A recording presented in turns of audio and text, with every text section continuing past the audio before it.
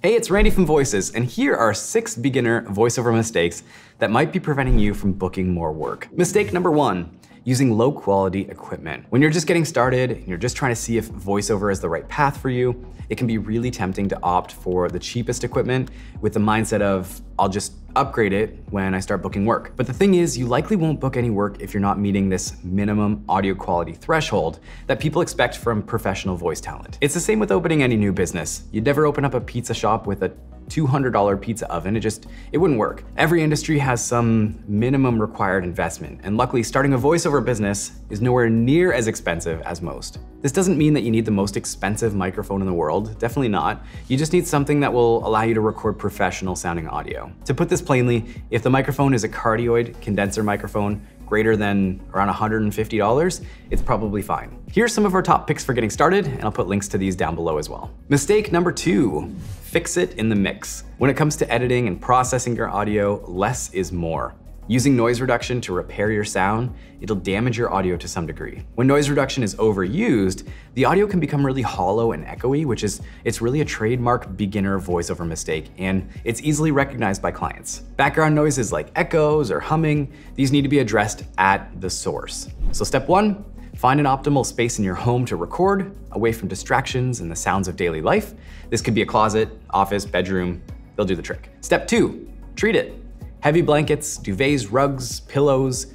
You don't need to spend any money here, just raid the old linen closet, you'll be good to go. Less background noise means less editing, and now you're free to spend that extra time auditioning. Mistake number 3, mouth noises. Mouth noises are those pesky pops, clicks, and smacks that can sometimes be heard in your voiceover recordings. They're also one of the most noticeable beginner voiceover mistakes out there. Mouth noises are caused by the tongue, teeth, saliva, all working together to create these sticky sounds as we speak. And in everyday conversation, we generally don't really hear these, but voiceover recordings, that'll amplify them. So again, we want to eliminate these at the source. Dehydration is actually one of the main causes, so the best defense is to stay properly hydrated. They can also surface from an acidity imbalance in your saliva, and a green apple is a great fix for this. Mistake number 4, having a poor quality demo. Your demo is your voiceover resume, it's your calling card, so you may miss out on great opportunities if you don't put your best foot forward. When it comes to demos, don't rely on one demo to do it all. Clients are busy people and they don't always have enough time to listen through an entire demo to hear every one of your vocal abilities and skills. Instead, split your demo by themes or by skill sets. Online videos, e-learning, announcer, conversational. Then when a client searches for voice actors with these specific keywords, your tailored demos will put you in a much better position to be found. Mistake number 5, setting the audio volume too low. And we covered this in our last video, I'll link it up here, but normalizing your audio files is essential. When casting for a voiceover project, clients typically listen to a series of voiceover auditions right back to back, and only a few short seconds of each audition.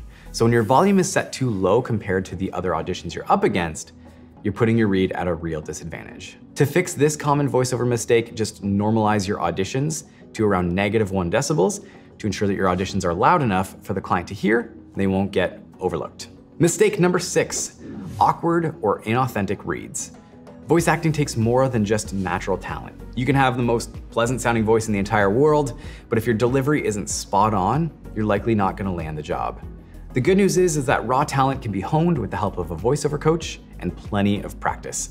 If a voiceover coach is outside of your budget, but you still want to supplement your voiceover training, there are a handful of exercises that you can do to enhance your vocal abilities to boost your comfort level in front of the microphone.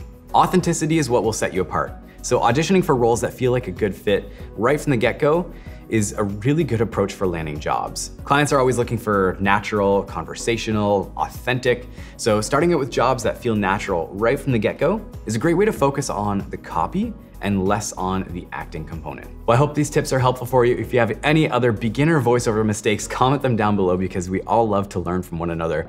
I appreciate your time, happy auditioning, and we'll see you in the next one.